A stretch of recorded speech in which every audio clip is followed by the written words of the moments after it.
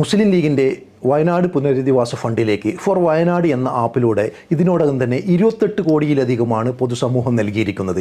ഇതിൻ്റെ വലിയ പ്രത്യേകതയാണ് ഇതിൽ ആരൊക്കെ സംഭാവന നൽകി, എങ്ങനെയൊക്കെ ഇത് ചിലവഴിച്ചു എന്ന് പൊതുസമൂഹത്തിന് കാണാൻ സാധിക്കും. ഇതിനെ താങ്കൾ എങ്ങനെ നോക്കിക്കാണുന്നു?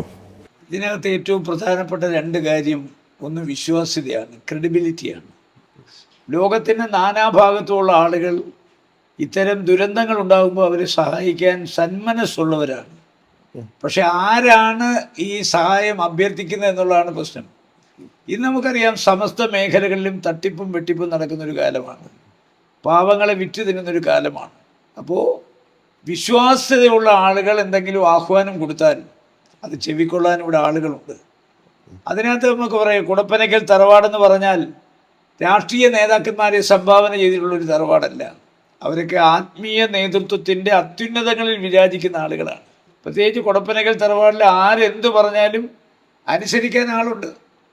നേതാക്കന്മാരുടെ ആഹ്വാനം ശിരസ വഹിക്കുന്ന ഒരു കേഡർ സംവിധാനം പാർട്ടിക്കുണ്ട്. നമ്മളൊക്കെ പറയുന്ന മാർക്സിസ്റ്റ് പാർട്ടി കേഡർ എന്നല്ലല്ല. ഞാൻ കണ്ട ഏറ്റവും വലിയ കേഡർ പാർട്ടി എന്ന് പറയുന്ന ലീഗാണ്. ഒരു ആഹ്വാനം കൊടുത്താൽ അക്ഷരം പ്രതി അനുസരിക്കുകയും ശിരസ വഹിക്കുകയും ചെയ്യുന്നത് മാർക്സിസ്റ്റ് പാർട്ടിയിലെ ആരുമല്ല, ലീഗിൻ്റെ ആളുകൾ. അതുകൊണ്ടാണ് ഇപ്പോൾ ലീഗിൻ്റെ അഭൂതപൂർവമായ ഈ കളക്ഷൻ അവർ കിട്ടിയിരിക്കുന്നത്.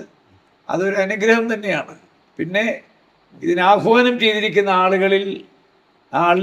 ആളുകൾക്കുള്ള വിശ്വാസ്യത, ക്രെഡിബിലിറ്റി, ആ ക്രെഡിബിലിറ്റിയാണ് ഇത്ര പെട്ടെന്ന്. ഇത് കേരളത്തിലെ വേറെ ഏതെങ്കിലും മുഖ്യമന്ത്രി അടക്കം അധികാര സ്ഥാനങ്ങളിൽ ഇരിക്കുന്നവർ ആഹ്വാനം ചെയ്ത് ഈ പണം കിട്ടത്തില്ലല്ലോ.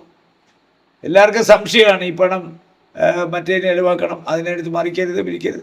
അപ്പോൾ പൂർവ്വകാല ചരിത്രവും പാരമ്പര്യവും മോശപ്പെട്ട ആളുകൾ ആഹ്വാനങ്ങൾ കൊടുത്താൽ ചെവിക്കൊള്ളാൻ ആളുകൾ ഉണ്ടാവില്ല. അവർക്കെല്ലാം സംശയം വരും. യാതൊരു വിധമായ സംശയത്തിൻ്റെ കണിക പോലുമില്ലാത്ത സംശുദ്ധമായ ഒരു ആത്മീയ സംസ്കാരവും രാഷ്ട്രീയ സംസ്കാരവും ഉള്ള കുടുംബമാണ് കുടപ്പനയ്ക്കൽ തറവാട്. അതുകൊണ്ട് അവരെന്ത് പറഞ്ഞാലും ജനങ്ങളതനുസരിക്കും, അവരത് മുഖവിലേക്കെടുക്കും, പരമാവധി സഹായം കൊടുക്കും.